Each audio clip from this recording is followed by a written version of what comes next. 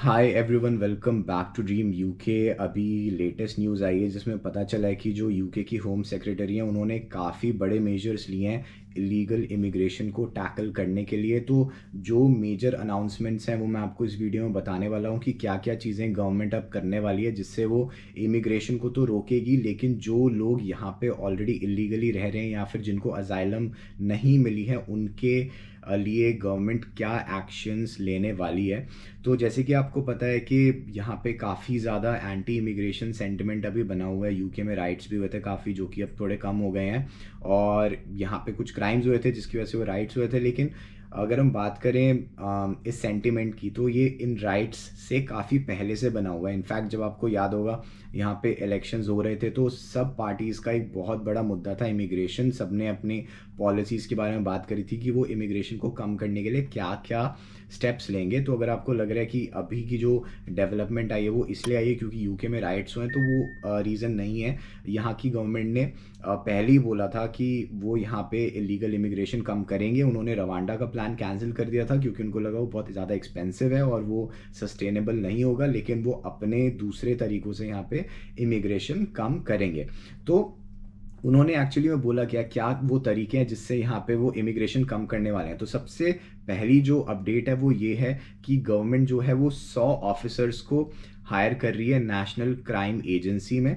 तो इन ऑफिसर्स का स्पेशली काम ये होगा कि जो गैंग्स हैं, जो ऑर्गेनाइजेशंस हैं जो यूके में इलीगल तरीके से इमिग्रेंट्स को लाने में हेल्प करती हैं, उनको टैकल करना, उनको ख़त्म करना। तो आप देखोगे फ्यूचर में जो ऐसे गैंग्स होते हैं, जो ऐसी ऑर्गेनाइजेशंस होती है जो लोगों को इलीगली इमिग्रेट करने में मदद करती हैं, वो आगे आगे कम होंगी क्योंकि स्पेशलिस्ट ऑफिसर्स को यहाँ पे हायर करा जा रहा है नेशनल क्राइम एजेंसी में, और जो कि दूसरे कंट्रीज़ की गवर्नमेंट से भी लाइन करेंगे। अभी यहाँ के प्राइम मिनिस्टर गए थे आसपास के जो कंट्रीज़ थे उनसे बात करने की कैसे वो सोर्स पे ही लोगों को रोक सकते हैं जो कि चैनल क्रॉस करके बोट से यूके में आते हैं। तो धीरे धीरे हम होप कर सकते हैं कि ऐसे नंबर्स यहाँ पे कम होंगे।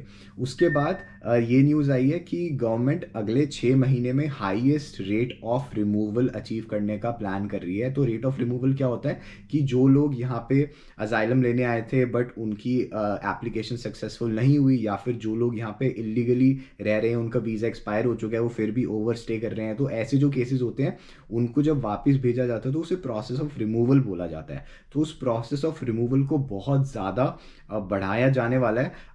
काफ़ी यहाँ पे तेज़ी से लोगों को डिटेन करके उनको उनकी कंट्री में वापस भेजा जाएगा जो कि यहाँ पे इलीगली रह रहे थे, या फिर जिनकी अजाइलम की जो रिक्वेस्ट है वो फेल हो गई है। और इनफैक्ट गवर्नमेंट ने 300 केस वर्कर्स रीअसाइन करे हैं। तो केस वर्कर वो लोग होते हैं जो यहाँ पे वीज़ा एप्लीकेशंस वगैरह, जो वीज़ा केस होते हैं उनको सॉर्ट करते हैं। जैसे आप स्टूडेंट वीज़ा एप्लीकेशन करते हो तो वो एक केस वर्कर होता है जो आपको ग्रांट करता है एक वीज़ा आपकी एप्लीकेशन रिव्यू करने के बाद।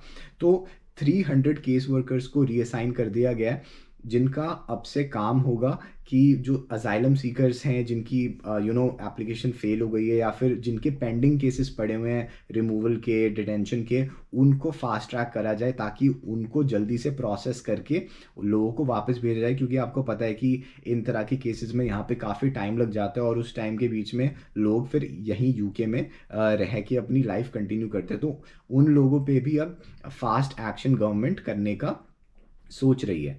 इसके अलावा यहाँ पे कुछ डिटेंशन सेंटर्स हैं, जैसे कैंप्सफील्ड में है, हैसलर में है। उन डिटेंशन सेंटर्स में, या फिर हम उनको टेक्निकली बोलते हैं इमिग्रेशन रिमूवल सेंटर, जो सेंटर्स होते हैं जहाँ पे लोगों को रखा जाता है before removing them from the UK. तो उन सेंटर्स में भी आई थिंक 295 एडिशनल बेड्स को इंट्रोड्यूस करा जा रहा है ताकि वहाँ की कैपेसिटी इंक्रीज करी जाए। मेरी ओपिनियन में 295 बहुत छोटा नंबर है क्योंकि जो लोग इलीगली यहाँ पे आते हैं वो हज़ारों की तादाद में आते हैं ईयर ओवर ईयर। तो 295 तो बहुत छोटा नंबर है, लेकिन फिर भी एक स्टेप लिया है थोड़ा कैपेसिटी बढ़ाने के लिए। लेकिन इसके बाद एक और इम्पॉर्टेंट जो चीज़ पता चली है वो ये है कि जो एम्प्लॉयर्स इलीगल इमिग्रेंट्स को हायर करते हैं, लीगली उनको हायर करते हैं कैश इन हैंड जॉब्स के लिए, उनसे अपना काम करवाते हैं, तो उन पे भी स्ट्रिक्ट एक्शंस होने वाले हैं। स्पेशली जो ये एजेंट्स हैं उन एम्प्लॉयर्स को ढूंढेंगे जो कि लीगल इमिग्रेंट्स को यहाँ पे हायर कर रहे हैं, और उसके बाद उन बिजनेसेस पे फाइनेंशियल पेनल्टी लगाई जाएगी या फिर उनको ऑपरेशन बंद कर दिया जाएगा, नहीं तो उनको जेल भी हो सकती है। तो काफ़ी ज़्यादा स्ट्रिक्ट एक्शंस यहाँ पे बताए गए हैं, और उसी के साथ साथ जो लोग वहाँ पे इलीगली काम कर रहे थे उनका स्विफ्ट रिमूवल करा जाएगा। तो देखो यूके में गवर्नमेंट बहुत ज़्यादा स्ट्रिक्ट एक्शंस लेकर आ रही है इलीगल इमिग्रेंट्स के लिए।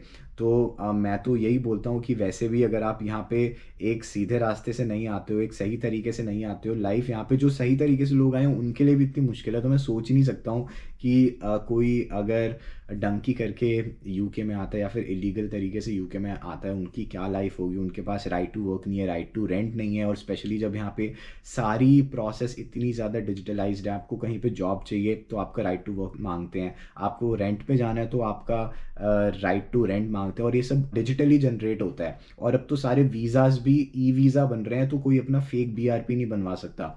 तो सब कुछ ऑनलाइन हो रहा है, सब कुछ डिजिटल हो रहा है, तो ऑलरेडी अगर यहाँ पे कोई किसी तरीके से पहुँच भी जाता है उसकी लाइफ इतनी ज़्यादा मुश्किल होगी, और उसके ऊपर गवर्नमेंट अब ये सब चीज़ें इम्प्लीमेंट कर रही है उसको टैकल करने के लिए। तो मेरा मैसेज तो यही है कि कोई अगर ऐसा करने का सोच रहा है, इलीगली यहाँ पे आने का सोच रहा है, तो मैं तो यही बोलूँगा कि इट्स नॉट वर्थ इट। आप अपनी लाइफ का बहुत सारा टाइम बर्बाद मत करो, आप यहाँ पे बहुत स्ट्रगल फेस करोगे, और बहुत मैं क्या बोलूँ, जब आपको डिटेंशन सेंटर में लेकर जाते हैं तो वहाँ का मैंने माहौल सुना है कि बहुत ख़राब होता है। काफ़ी लोग वहाँ पे सुसाइड कमिट करने की भी कोशिश करते हैं।